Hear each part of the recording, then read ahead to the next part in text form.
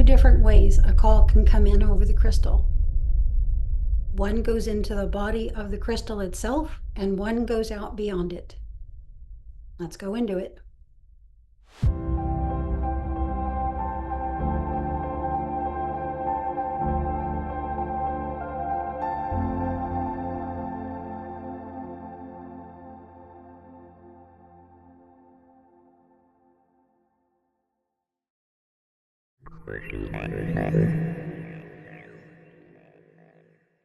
The first type of call is pre-recorded, and these can be messages that are specifically left for me in the crystal. These can be data that the crystal has acquired over the history of its lifetime. This can be data that other people or entities have left in the crystal, stored in the crystal at some point in its history that has little or nothing whatsoever to do with me. But the information is still here and I can still access it. In any of the two ways that calls can come in through the crystal, I am sometimes going into the structure or the content of this crystal itself for that data. What I've discovered, and what's personally really interesting to me, is that it's not only me who can read the crystal, but the crystal can read me as well. One of the first things that began happening when I picked up the crystal and started working with the crystal was my own stories began to come through. The very first story that came through was my very birth into this earth life. This was fascinating in itself because when this happened, the work hadn't really officially started yet. It was right at the beginning. The crystal was sitting on a table right in front of me. I wasn't even holding it. I was just waking up and the sunlight was streaming in through the window, striking the crystal. And when I opened my eyes, that's when I began to feel I was seeing stories and picked up the camera to see if they would embed if I took a photograph.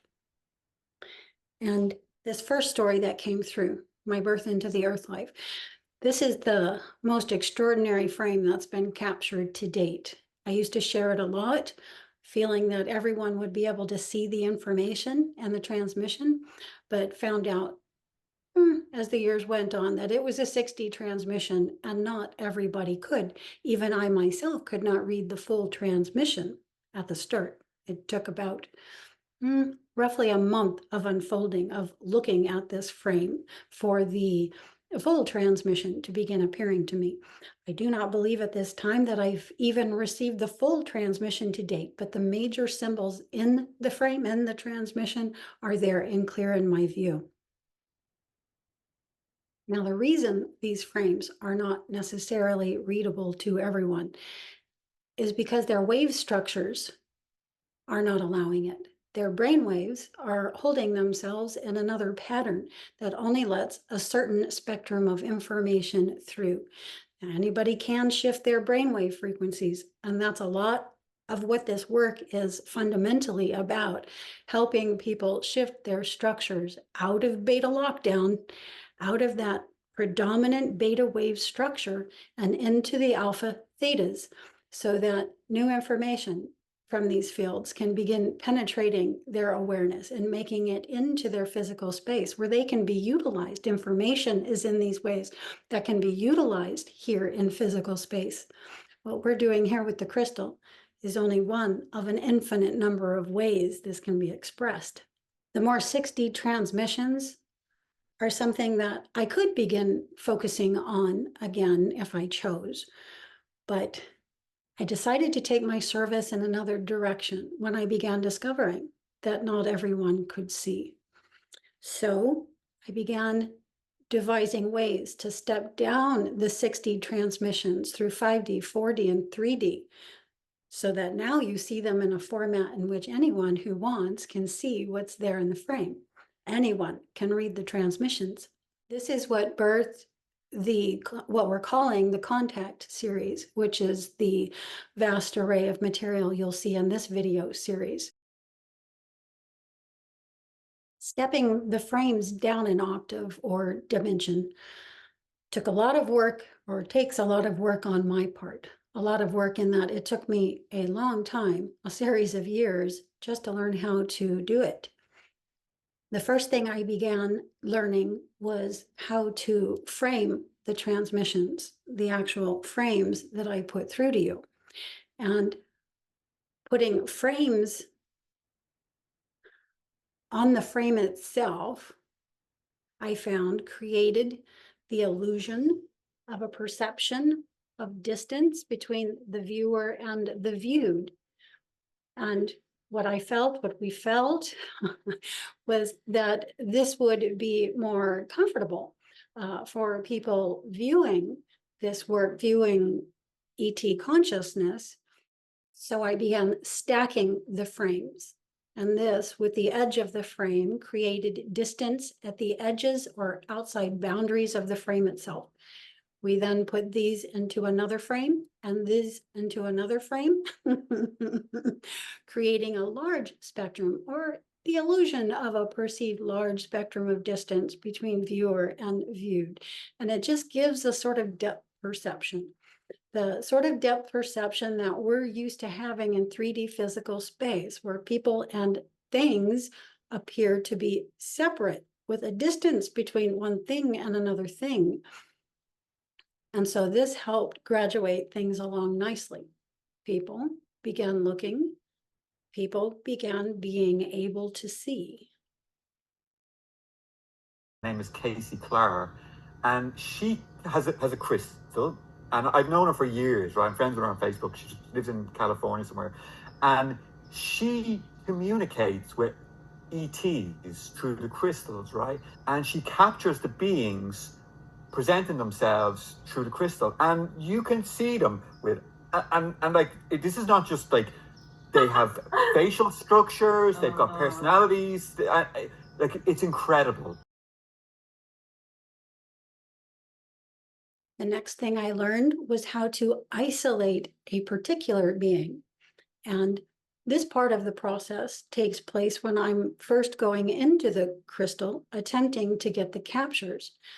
So the beings come through in tightly woven clusters, faces attached to faces, attached to faces, attached to faces, layers deep and out to each side and up and down below. So what happens is when you're going into the crystal, having shifted your own brainwave structure in order to see what's coming through, when what starts coming through it comes in a format that we're highly unaccustomed to. Again, there's no space between one of the beings and another. They're all coming through the same space. You can see a wide variety of them, but now the task is isolating one specific being and getting it to disperse from the others to a degree that, I can get at least 2/3 of their facial structure.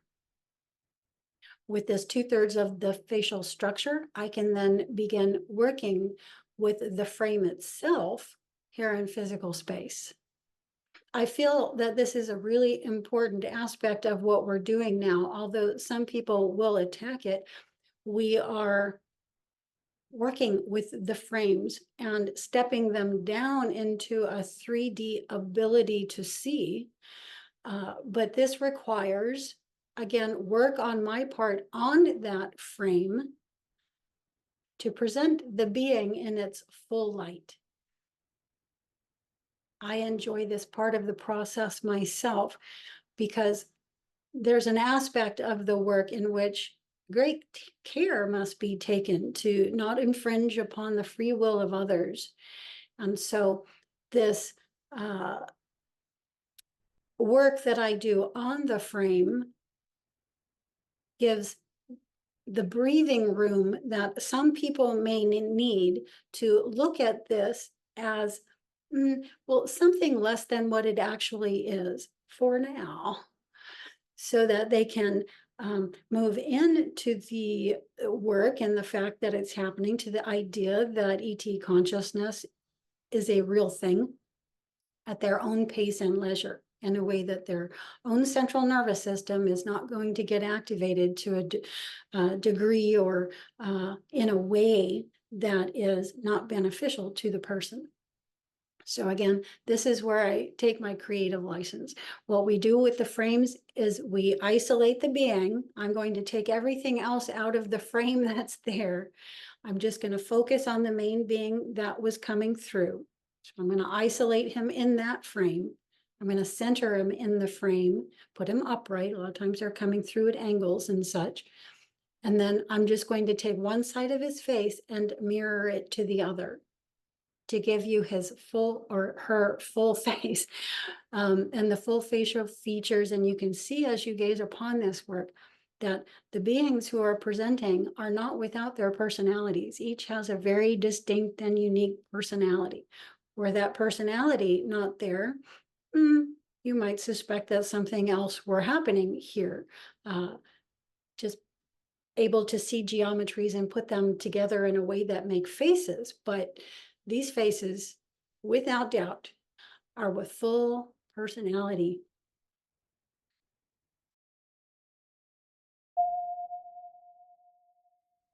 The reason that we're doing this at all, isolating a being, centering them in the frame, facing them front, is so that you can have eye-to-eye contact with the beings. That's the majority of this work at present. We are working on contact and preparing the human central nervous system for contact. The frames can be used in this way simply by taking your gaze, your eyes, directly into the eyes of the being looking back at you and learning to hold your focus. You might notice you begin to feel uneasy when doing this. Face-to-face contact is not easy in the beginning. You'll see how your central nervous system is set afire. But you work with the feelings, you work with the emotions, you work with the thoughts, you dismantle and deconstruct anything that doesn't serve you. And you accept this practice as a way to work on yourself and expand yourself, expand your horizons, expand the realm of what's possible right here in this life, in this incarnation. The next stories that came through that were depicted in this order, following my birth into the earth life, were the Titans. Somehow there's a connection within me with the Titans, with giants, Native Americans, and Yeti, all together. All those symbols, both those concepts together came through. Ancient Egypt and its destruction by trons, which is the word that makes more sense to me than AI. Star seeding and the concept of star seeding. This frame blew my mind. A blue being in particular came through in this one, a female. And from her mouth was a string, and on the front of the string was a fetus. Just unbelievable. That was what was right out in front. There were many other ET beings viewing this, and in the very background, there was a group of us up high, myself included in the pale yellow spectrum, looking down at it all happening. So this was likely a class I took before arriving here. And the last story that came through was the Anunnaki. This was the longest transmission that came through. This was not a single frame, a single transmission. This was multiple transmissions, dozens over the course of a couple weeks. When this happened, yeah, I had never heard of the Anunnaki. A few things happened. There was a trigger in me when I was seeing the information. One, I knew to pursue it, and I did. I did a search on the general concepts coming through in the frame, and what came back to me was overwhelmingly all about the Anunnaki. So at that point, I started reading into it and listening to some speakers who speak on the subject and getting an idea for why I was being given this data. Again, these frames require an expanded range of vision. It takes someone who is both willing and able to shift their brainwave frequencies, their brainwave patterns, to match that of the frequency of the information that's coming through. And again, anyone can do this. You can use the transmissions that we are putting through ourselves to help you do this. But the most classical way, of course, is through meditation and other such practices. Before continuing further, I'll mention the second type of call that can come in, and that is live calls, live transmissions. These calls are coming in real time, just as when you're on the telephone, on a FaceTime call or Zoom call. The other person or people are there with you simultaneously at the same time. It is the same difference as when a photo or letter is sent to you, which you will go into your iPhotos or emails to retrieve. And when again, they're calling you live and you're simultaneously in the same place at the same time. When this happens, the person who's calling or has written are not in your phone. They've just used the phone as the mean through which to send the signals. A live call requires something I simply call triangulation. And I call it this because it requires going into a point on the crystal where 3 of the faces or lines of the crystal meet at a particular point. The planes, think of them as mirrors. They disperse or refract the light. In a sense, removing from view what is there, the crystal or aspects within the crystal, providing a blank slate.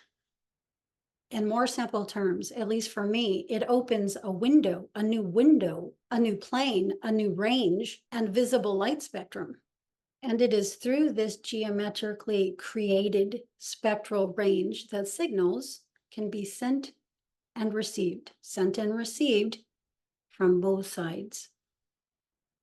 Whether the call is live or pre-recorded, the latter is the far more common. I can sometimes be going out beyond the body of this crystal for that data. It functions as an extension and an expansion of her consciousness. So if I understood this right, I know like psychics and mediums, they can see spirit and speak to spirit, but the crystal as an expansion will show the spirit. So you can see the form and even snap a picture of it. I've never heard of that. Yeah. Well, I guess that would be like a crystal ball too. You've seen the. Yeah, but I think usually only the medium sees. She was crazy because she did talk about all these. I could really because on what I could speak to her about those things, the practices, and she was very talking in one. But then she kind of switched gears, and it was out beyond my pay grade. There, it was really deep about these abductions and going to these alien crafts, and this is. Also, she mentioned that very strange Kundalini, Kundalini awakening for her. Oh yeah, what do you think of that? Because you know Kundalini, yeah. I've never heard of it. So the Kundalini started from the crown chakra. Yeah, that blew me away.